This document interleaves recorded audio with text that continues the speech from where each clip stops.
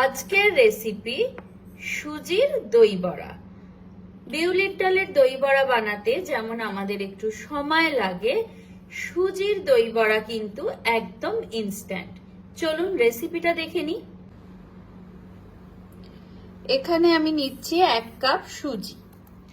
1 cup সুজির সাথে নেব হাফ কাপ টক দই। ঘরে পাতা টক দই নিয়েছি, যা সুজি তার অর্ধেক হচ্ছে টক দই। আর নিচ্ছি খুব সামান্য একটু বেকিং সোডা। নিচ্ছি, নিয়ে এবার খুব ভালো করে এটা মিশিয়ে নেব।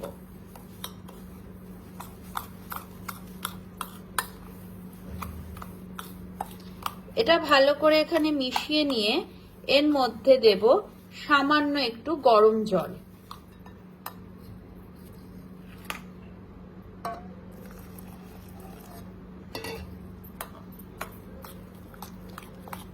গরম জল দিয়ে এটা মেখে একটা ব্যাটার তৈরি করব একটু ঘন ঘন।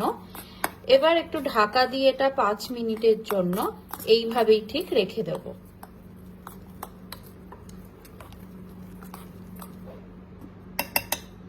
5 মিনিটের জন্য এভাবে ঢাকা দিয়ে রেখে দেব।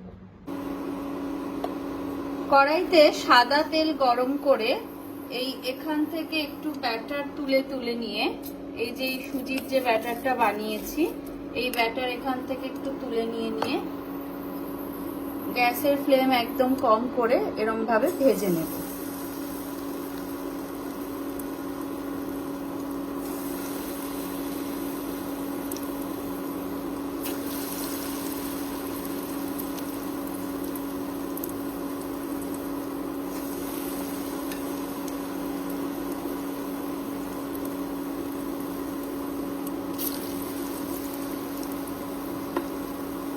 খুব লো ফ্লেমে ভাজবো যাতে পুড়ে না যায়।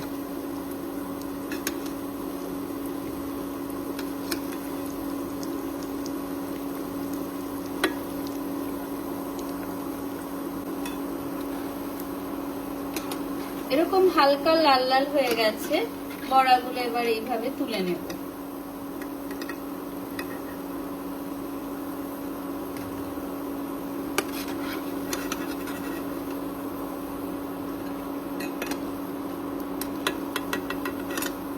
বাকি বড়াগুলো ভেজে নেব। বাকি বড়াগুলো আমি ভেজে এইভাবে তুলে নিচ্ছি।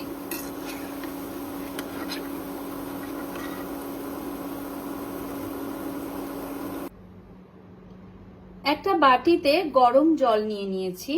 এবার এখানে সামান্য একটু হিং, হাফ চা চামচের মতো, আর যেটুকু নুন লাগবে স্বাদ অনুযায়ী নুনটা এই গরম জলেই দেব।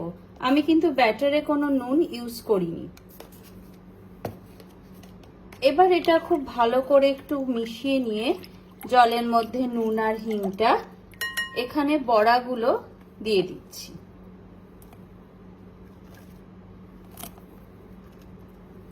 গরম গরমই দিতে হবে বড়াগুলো। 5-7 মিনিট এখানে জলে ভেজানো থাকবে, বা আর একটু বেশিক্ষণ রাখলেও কোনো অসুবিধে নেই।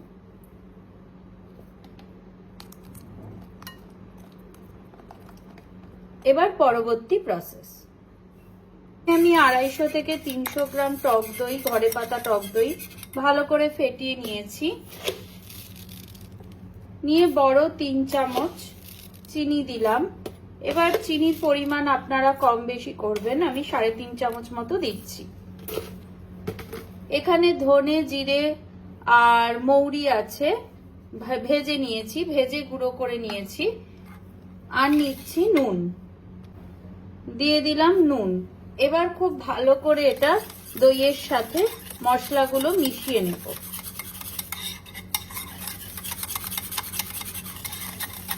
ভালো করে দইয়ের সাথে মশলাগুলো মিশিয়ে নিলাম। একটা প্লেটে বড়াগুলো সাজিয়ে নিয়েছি, ওপর থেকে এই দইয়ের মিশ্রণটা ছড়িয়ে দিচ্ছি। পুরো বড়াগুলোর ওপর ভালো করে ছড়িয়ে দেব।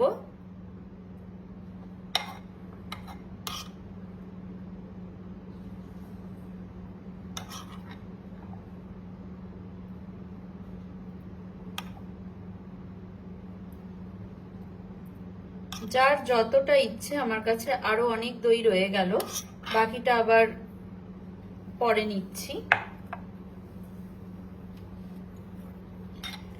অল্প করে দিয়ে দিচ্ছি একটু ধনে পাতা বাটা, মানে ধনে পাতার চাটনি, সরি। এর মধ্যে একটু শুধু মিষ্টি দিয়েছি, আর কিছু দিইনি।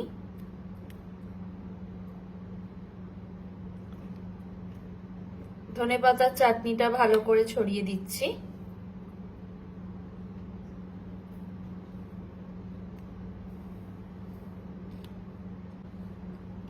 তার উপর দিয়ে ছড়িয়ে দিচ্ছি তেঁতুলের চাটনি, যেটা না হলে কিন্তু আমাদের দই বড়া একদম ইনকমপ্লিট।